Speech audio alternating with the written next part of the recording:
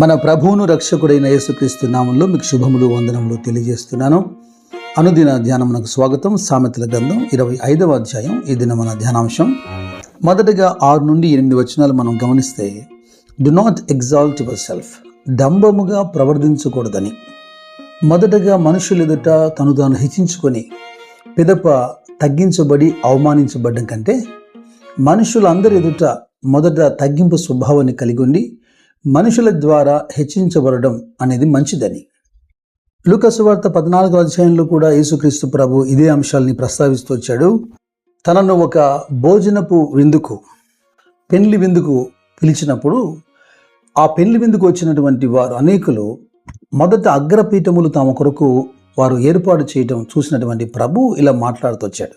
మొదటగా నువ్వు వెళ్ళి హెచ్చైన స్థానం ముందు కూర్చునవద్దు, నీకంటే గనుడైన ఒకడు వచ్చినప్పుడు నిన్ను పిలిచిన వాడు దయచేసి నువ్వు లేచి అక్కడ కూర్చుండుమని నీకు చెప్పినప్పుడు చూస్తున్న వారందరి ఎదుట నీకు అవమానం కలుగుతుంది. అయితే నువ్వు తక్కువ స్థానం ముందు కూర్చున్నప్పుడు నిన్ను పిలిచిన వాడు నిన్ను చూసి వేదిక మీదకి లేదా హెచ్చైన స్థలానికి నేను పిలిచినప్పుడు అందరి ఎదుట నీకు ఘనత కలుగుతుంది అని చెబుతూ ఒక స్టేట్మెంట్ ఇస్తున్నాడు కదా. 11వ వచనంలో, తన్ను తాను హెచ్చించుకొను ప్రతివాడు తగ్గింపబడును, తను తాను తగ్గించుకొని ప్రతివాడు హెచ్చించబడును. తనకు తానే నీతిమంతుడు అనుకునే వాని గురించి కూడా ఉపమానం చెబుతూ ఇక్కడే లూకా సువార్త 18వ అధ్యాయంలో సుంకరి పరిశుని యొక్క ప్రార్థనను ప్రభు ఎక్స్ప్లెయిన్ చేస్తూ వచ్చాడు. ఈ పరిశుడేమో తను హెచ్చించుకుంటూ ఇతరులను తృణీకరిస్తూ ప్రార్థిస్తున్నాడు. తన ప్రార్థనలో తన ఉపవాసం గురించి, తన ఐశ్వర్యం గురించి, తన సంపద గురించి, దేవునికి తాను ఇచ్చుట గురించి మాట్లాడుతూ ఇతరులను తృణీకరిస్తున్నాడు. అతని ప్రార్థన అంగీకరించబడలేదు, అతడు నీతిమంతుడిగా తీర్చబడలేదు. అతడు ఖాళీ చేతులతో ఇంటికి వెళ్ళిపోయాడు. సుంకరి తను తగ్గించుకొని రొమ్ము కొట్టుకుంటూ పశ్చాత్తాపడుతూ ప్రార్థించాడు. అతడు నీతిమంతుడిగా మార్చబడ్డాడు. ఈ సందర్భంలో కూడా ప్రభు తిరిగి అదే మాట చెప్పారు, తను హెచ్చించుకున్నవాడు తగ్గింపబడతాడు, తను తగ్గించుకున్నవాడు హెచ్చింపబడతాడని. దీన మనస్సు అనేది ఏ స్థలంలోనైనా ఏ సందర్భంలోనైనా అందరి ఎదుట అది కొనియాడబడుతుంది. మీరు గమనించండి. ఇక సామెతలు 25వ అధ్యాయంలో 11 నుండి 13 వచనాలు చూడాలి. సమయోచితముగా పలకబడిన మాట చిత్రమైన వెండి పల్లెములో ఉంచబడిన బంగారు పండ్ల వంటిది. ఇక్కడ 2వ అంశము నోటి మాటకు సంబంధించి. సరిగా ప్రత్యుత్తరం ఇచ్చువాని వలన సంతోషం పుడుతుందట. సమయోచితంగా పలకబడిన మాట ఎంత మనోహరం, అది వినువానికి గొప్ప ఆదరణ కలిగిస్తుంది. మనము నోటి మాట విషయంలో తప్పిపోకపోతే ఇక ఏ విషయంలో కూడా మనం తప్పిపోవము అని అపోస్తులు కూడా సంఘాన్ని హెచ్చరిక చేశారు కదా. ప్రతివాడు తన నోటి ఫలమే అనుభవిస్తాడు. మీరు గమనించండి.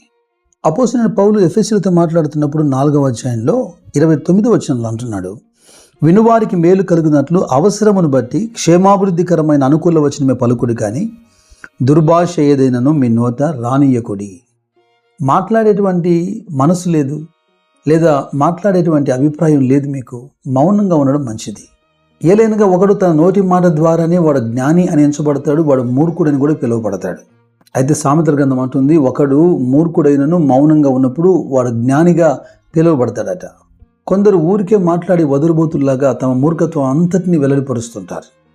తగ్గింపు ఎంత ప్రాముఖ్యమైందో మితముగా మాట్లాడడం కూడా అంతే ప్రాముఖ్యమైంది. అయితే నాకు బాగా ఇష్టమైనటువంటి లేఖనం ఒకటి మీకు చూపిస్తాను. యెషయా గ్రంథం 50వ అధ్యాయం 4వ వచనం. అంటే మృదువుగా మాట్లాడడం, సమయోచితంగా మాట్లాడడం, వినువారికి క్షేమం కలిగినట్టుగా మాట్లాడడం అనేది ఏదో స్వతహాగా వచ్చేది కాదు. కానీ లేఖనం అంటుంది యెషయా 54లో, అలసిన వానిని మాటల చేత ఊరడించు జ్ఞానము నాకు కలిగినట్లు శిష్యునికి తగిన నోరు యెహోవా నాకు దయచేసి ఉన్నాడు. దేవునికి స్తోత్రం, హల్లెలూయా. మొదట తాను శిష్యునిగా దేవుని సన్నిధిలో కూర్చొని వింటున్నాడట. కనుక వినిన దానికి తగినట్టుగా శిష్యునిగా మాట్లాడుతున్నాడు. అవును, మన నోటి మాటలు, మన హృదయ ధ్యానము దేవునికి అంగీకారం కావాలి, అలాగే మనుషులకు అంగీకారం కావాలి. ఇక సామెతల గ్రంథం 25వ అధ్యాయంలో చివరి వచనం చూడండి, 28వ వచనం. ప్రాకారం లేక పాడైన పురము ఎంతో, తన మనస్సును అణుచుకొనలేని వాడును అంతే. ఈ మాట ఇంకాస్త బాగా గ్రహింపులకు వచ్చేదానికి సామెతల గ్రంథం 16వ అధ్యాయంలో 32వ వచనం అంటుంది, పరాక్రమశాలి కంటే దీర్ఘశాంతము కలవాడు శ్రేష్ఠుడు, పట్టణము పట్టుకొని వాని కంటే తన మనస్సును స్వాధీనపరుచుకునేవాడు శ్రేష్ఠుడు. పట్టణం మీదికి, దేశం మీదికి యుద్ధానికి వెళ్ళి యుద్ధం చేసి రాజ్యం సంపాదించి విజయం పొంది సెల్ఫ్ కంట్రోల్ లేకుండా ఆహారం మీద కానివ్వండి, అలవాట్ల మీద కానివ్వండి, శరీర క్రియల మీద కానివ్వండి, మనసు మీద కానివ్వండి, కంట్రోల్ లేకుండా, పట్టు లేకుండా ఎంతోమంది తమ జీవితాల్ని పాడు చేసుకున్నారు. కనుక గొప్ప పరాక్రమశాలి కంటే తన మనస్సును స్వాధీనపరుచుకునేవాడే గొప్పవాడు. ఈ అంశాన్ని బైబిల్ సెల్ఫ్ డిసిప్లైన్ అంటుంది, సౌండ్ మైండ్ అంటుంది, సెల్ఫ్ కంట్రోల్ అంటుంది.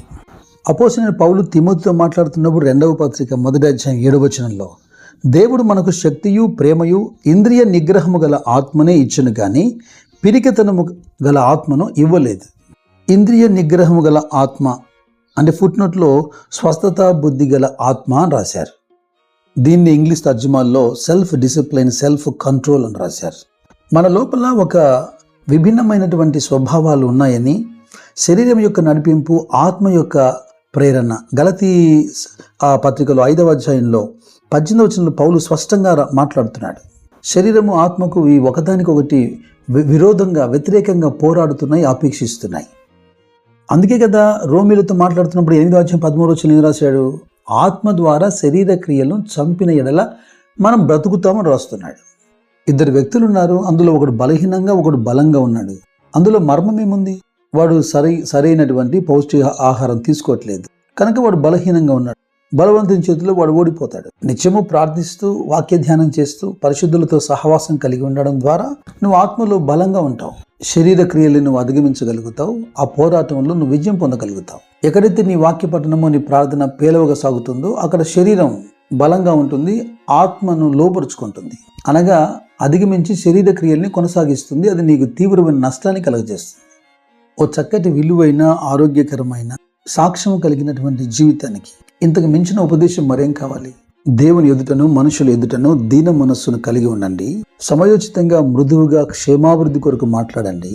మనస్సును ఆధీనంలో ఉంచండి. దేవుడు మేము దీవించి ఆస్వాదించును గాక. God bless you. God bless you.